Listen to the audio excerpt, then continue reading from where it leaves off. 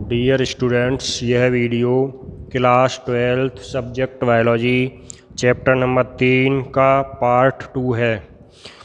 पिछली वीडियो में आप दैहिक विभिन्नताओं को समझ चुके हैं। अब इसमें आता है जननिक विभिन्नताएं। जननिक विभिन्नताएं जीवधारियों में जनन कोशिकाओं को प्रभावित करती हैं, अर्थात हम कह सकते हैं कि ये आनुवंशिक होती हैं। जबकि आपने दैहिक विभिन्नताओं में पढ़ा था कि ये आनुवंशिक नहीं होती हैं, केवल दैहिक अर्थात शारीरिक परिवर्तन होते हैं, परंतु ये आनुवंशिक होती हैं, अर्थात एक पीढ़ी से दूसरी पीढ़ी में भी पहुंचती हैं। इनके कई कारण हो सकते हैं, जैसे नंबर 1 लैंगिक जनन में समजात जीन्स और गुणसूत्रों के अनियमित बंटवारे के कारण।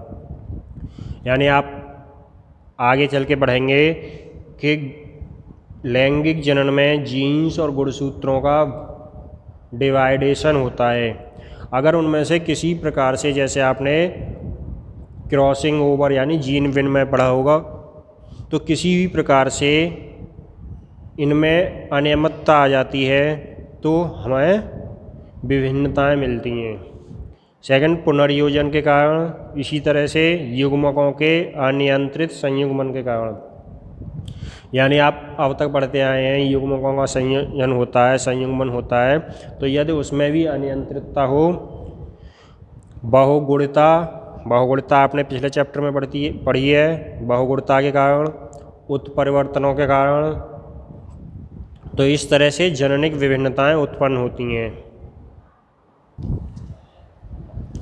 अब आती है बात आनुवंशिकता के नियमों के संबंध में।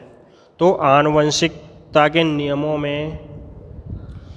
नियमों के ऊपर सबसे पहले जो नियम बनाए, प्रस्तुत किए, वो मेंडल ने प्रस्तुत किए। लेकिन मेंडल के समय पर इन नियमों को कुछ वैज्ञानिकों ने समझा नहीं।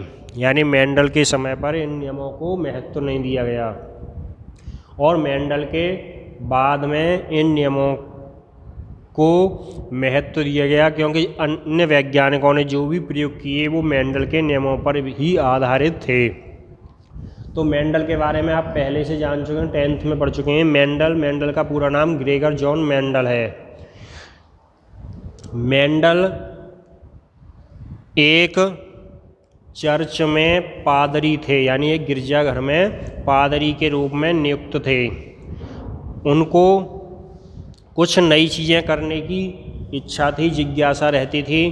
चर्च में पादरी होने के कारण उन पर स्थान बगीचा पर्याप्त था, तो उन्होंने आनुवंशिकता के ऊपर कुछ प्रयोग किए, जिसमें वहाँ पर अनेक प्रकार के पौधे उगाए और उनमें से मटर के पौधे को अपने प्रयोगों के लिए चुना। इस तरह से मेंडल ने मटर के पौधे पर अपने प्रयोग करके आनुवंशिकता संबंधी 3 नियम प्रस्तुत किए। मेंडल ने मटर के पौधे को ही क्यों चुना, इसके पीछे भी कुछ कारण थे। तो मेंडल द्वारा चुने गए मटर के पौधे में विपर्यासी यानी विकल्पी लक्षण अधिक होते हैं।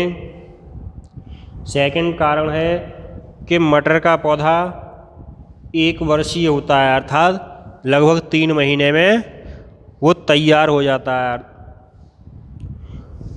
ये मटर के कुछ प्रमुख कारण थे जिनके कारण मटर को चुना गया। मटर में विकल्पी लक्षण आसानी से देखने को मिलते हैं, जिनमें से जो विकल्पी अर्थात विपरीत विपर्यासी लक्षण थे वो इस प्रकार थे।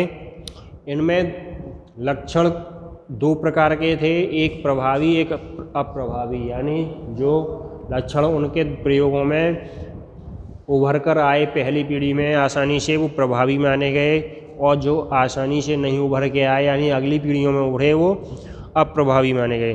तो प्रभावी और अप्रभावी को देखते हुए आपको लक्षण बताए गए हैं। पौधे का आकार यानी लंबाई, लंबापन अर्थात लंबा गुण, और बौनापन। प्रभावी और अप्रभावी की आपको टेबल PDF में दी गई है। पुष्प की स्थिति अक्षीय और शीर्षस्थ।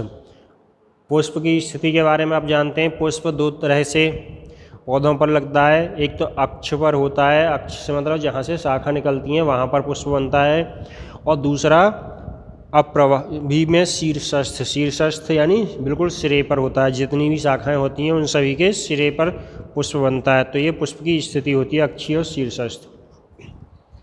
पुष्प का रंग, दो प्रकार का मटर में रंग होता है पुष्प का, बैंगनी और सफ़ेद। फली का रंग, फली भी मटर में दो प्रकार की होती है, आपने देखी होगी, एक हरा रंग और एक पीला रंग। हरा रंग प्रभावी है और पीला रंग अप्रभावी है। फली की आकृति, आकृति फली की दो प्रकार की होती है, फूली हुई और संकीर्णित यानी सिकुड़ी हुई, या हम कह सकते हैं पिचकी हुई। बीज का रंग, मटर के बीज का रंग भी दो तरह का होता है, पीला और हरा। आपने दोनों तरह का मटर का रंग देखा होगा। पीला जो बीज होता है वो चिकने दाने का होता है, हरा जो होता है वो झुर्रीदार होता है, सिकुड़ा हुआ होता है। इसी तरह बीज की आकृति गोल, यानी पीला जो दाना होता है वो गोल होता है, और हरे रंग का झुर्रीदार अर्थात पिचका हुआ होता है, इसलिए हम इसको पिचका मटर या देहाती भाषा में अर्किल भी बोलते हैं। तो इस तरह से मटर के पौधे में ये 7 विकल्पी लक्षणों को चुना गया। इसके साथ साथ मेंडल ने अपने प्रयोगों के लिए कुछ प्रमुख शब्द और प्रतीक प्रयोग किए,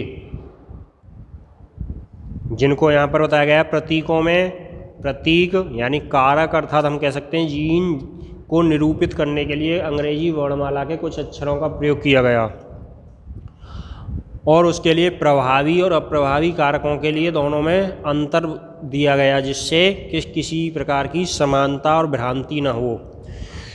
तो प्रभावी कारक के लिए अंग्रेजी के बड़े के अक्षर यानी कैपिटल लेटर तथा अप्रभावी के लिए उसी शब्द के स्मॉल लेटर का प्रयोग किया गया।